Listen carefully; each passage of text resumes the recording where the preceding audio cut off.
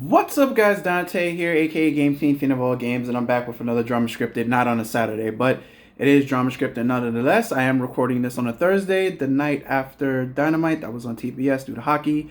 But let's get right into it. How we start off on every Dramascripted Saturday, we start off on the ratings, and we have Raw with 1.64 million, and we have NXT with 716,000. The ratings for AEW's last night's Dynamite didn't come out yet, but I will make sure to put that in the comment section below. On this Dramascripted, I want to talk about the CM Punk, the Elite, and I'll do a small, review on this past Raw and last night's AEW and the whole MJF and Jon Moxley build to Full Gear. So CM Punk, we know the media scrum thing happened at All Out, and ever since then, him and the Elite have been suspended, and it just, by random luck, bad luck, CM Punk had a bicep injury, so he wasn't going to be able to be on the show anyway. So rumors are coming out now from the AEW camp is that it looks like CM Punk will not be returning to the company to wrestle or to be there in any way, shape, or form. Now they are currently working on a buyout. For those of you who don't know what a buyout is when you make an agreement where the company will pay you the rest of your salary for your remaining years and you don't have to do any work. They'll come to like an agreement on how much money they're going to pay you. Now what's holding this buyout out is they want to add a no compete clause, meaning, however, if you get released from WWE, you can't show up on any wrestling organization within 90 days. Standard for WWE. They're trying to do that with this CM Punk buyout. This is the last thing that's really holding up the buyout. Obviously, there's rumors, talking about that CM Punk may go back to WWE, never say never, because, there's money on the line here. What's one thing that CM Punk is missing from his extravagant wrestling career? He's missing a WrestleMania main event. Vince McMahon is gone. Even though there's still, a little bit of bad blood between Hunter and CM Punk, I'm pretty sure they would be able to squash it because there's going to be millions on the line. CM Punk never got his WrestleMania main event. It's doable now with Vince gone. So never say never. That's the last part, the no complete card. You can't put it in 90 days. What's in 3 months? Rumble's in 3 months. See how it kind of randomly, look at the timing that this medium scrum happened, and then for it seems for both parties to think that they're gonna part ways and then they're gonna go for a buyout, but now no complete cards. How long is it gonna be? If it's 90 days, CM Punk's in the Rumble. Or if not in the Rumble, he shows up in that premium live event. Or the Raw after. It's too close to the Rumble. So that's the last thing that's holding up the buyout / release, or let me just say the departure.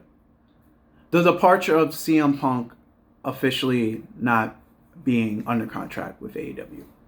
Now on to the Elite. Matt, Nick Jackson, and Kenny Omega. On last night's AEW Dynamite, we got a trailer teaser with sound bites of the Elite when, AEW first started. And it had them opening day 3 years ago when that first ever press conference, with AEW the Elite being named executive PBs and all that. And then in key moments, the first ever media thing, Kenny being AEW champion, to all three of them being the first ever trios champion, and every key moment's them getting Thanos snapped, disappearing. teaser trailer. I don't know if there'll be another teaser trailer tomorrow for Rampage. But it lets us know that they're coming back. And they're coming back soon. I don't know. They're probably going to save the full return. If I was Tony Khan, I would save it for Full Gear. Because, like, you're interested now. I was like, why? I should just throw down the 50 for Full Gear now. Because the Elite may show back up for Full Gear. Makes sense. Pay-per-view seller. The Elite is back. And they have 3.5 weeks to do this. It's still not too late. So that's that. Interested in that. Interested in the Elite coming back. Where will they fit in? Will they just go right into the trio titles? Will Kenny Omega just, with the departure of CM Punk, will Kenny Omega just go right back into the AEW World Heavyweight title hunt now that CM Punk is gone? And we don't know how long the Hangman's going to be out with the concussion protocol. And then, MJF, there's like a 99.999% chance. Clean finish, dirty finish. I'll get into that later. There's a 99.999% chance MJF walks out of Full Gear with that belt. There's just no way. There's just too much.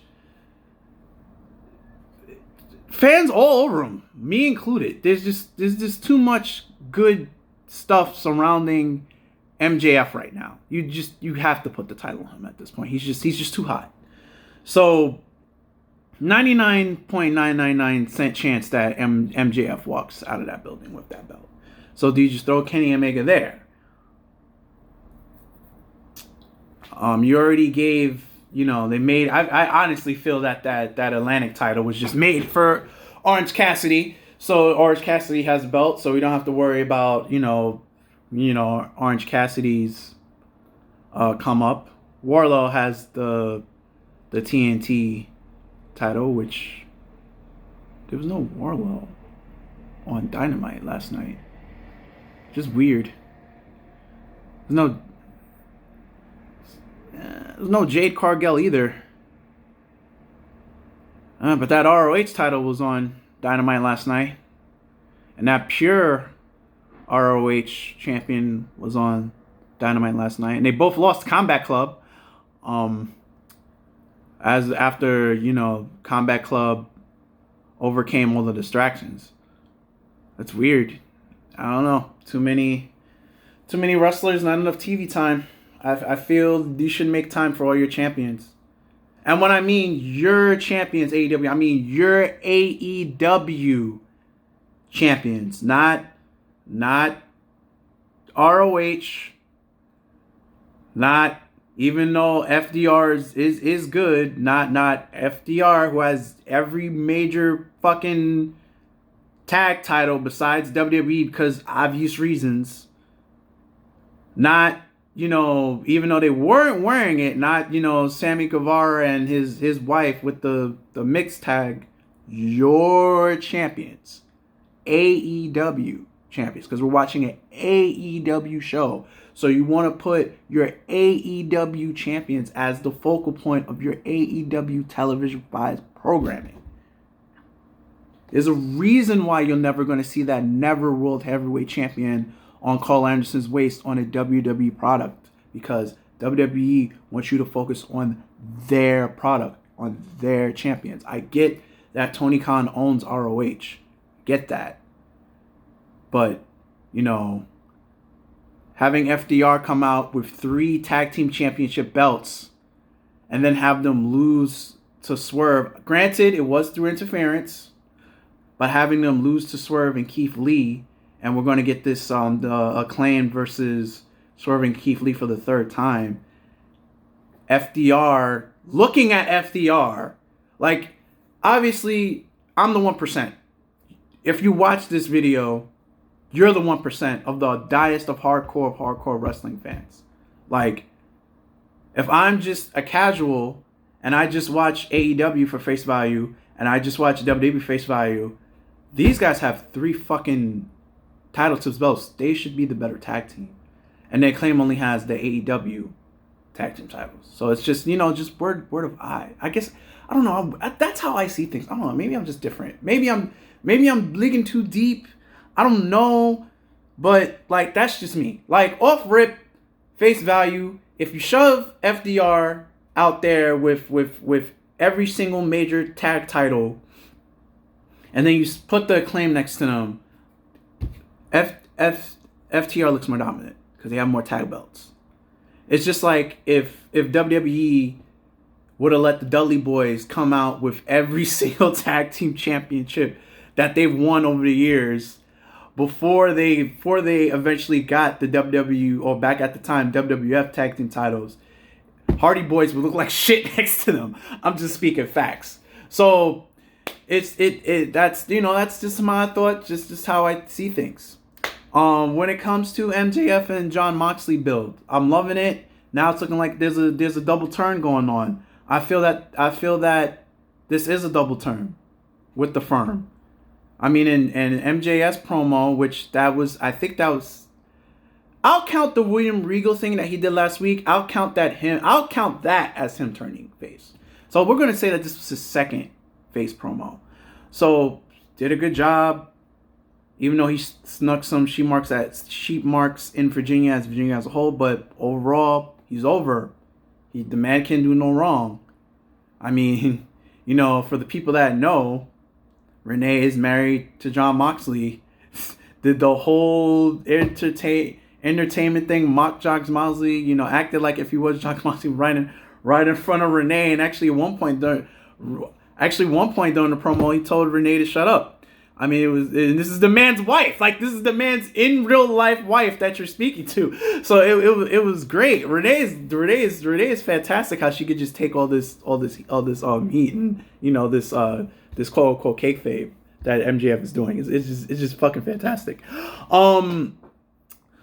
But now we got a double turn in the mix because, he told the Firm to stay out of it. I'm gonna fire you. Then at the end of the match, when Jon Moxley hit, I'm still calling it the Dirty Deeds. I'm not calling it the Rough Rider or whatever the fuck stupid name I'm still calling it Dirty Deeds. After Jon Moxley won, the Firm comes out. They viciously attack Jon Moxley. They're done beating the bricks off of Jon Moxley. Then MJF decides to come out. And then even before he goes to the ring, he contemplates whether he wants to help Jon or not. So my thing is, the damage has already been done. Man comes out 5 minutes too late, then takes an extra 2 minutes deciding on whether he wants to help Jon Moxley or not. The damage has already been done. They've already stomped him out, everything, chair involved, Big Cass already fucking wrecked his shit. The damage is already done. Then he comes down in the ring. He fires the Firm. Then the Firm beat his ass and put him through a table. I'm like, yo, this is a double turn. This is looking in the mix of a double turn. I mean, if I'm fooled, I'm fooled. But this looks like a double turn. Like, this is a double turn to have MJF after or during the match have him turn back heel. Because MJF is phenomenal as a heel. So, that's what I think on that. Dynamite wrestling, pure wrestling wise, was okay. It was good. Good Dynamite. Raw, on the other hand, was straight filler. What they had 3 matches in a row that had interference in it. It's a filler Raw. What can you do? Triple H can't put his best work on every week because you gotta lengthen this out. Raw was filler.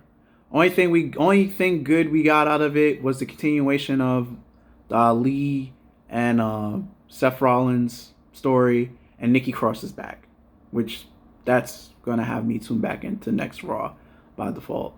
Can't wait to see what Bray Wyatt does tomorrow. This Bray 6 thing trending all over the place. But yeah, pretty much it.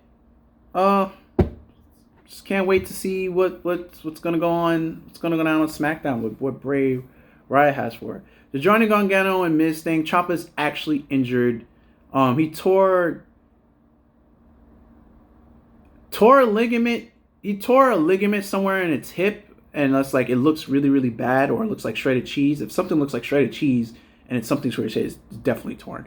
So Ciampa's going to be out for a while. So this mystery thing of what does Miz have over Loomis, and then Johnny Gargano be in the middle, man, it's just weird. I just wish it would end. Storylines like this just never come to a good ending. I mean, I guess if anything, we're going to get Johnny Gargano versus the Miz. I guess this is where this is going. But I mean, it is what it is. So that's going to wrap this up for this week's Dramascripted. There will be a Dramascripted in the future. I'll probably try to go back to doing it on Saturdays regularly. Or if there's any major wrestling news, I'll just report it. But thank you guys for watching. If you like what you have witnessed, please leave a comment in the comment section below. And I'm out of here, guys. I'm Dante, or Game Fiend, Fiend of all games. Out of here. Later, and peace. Be safe, everyone.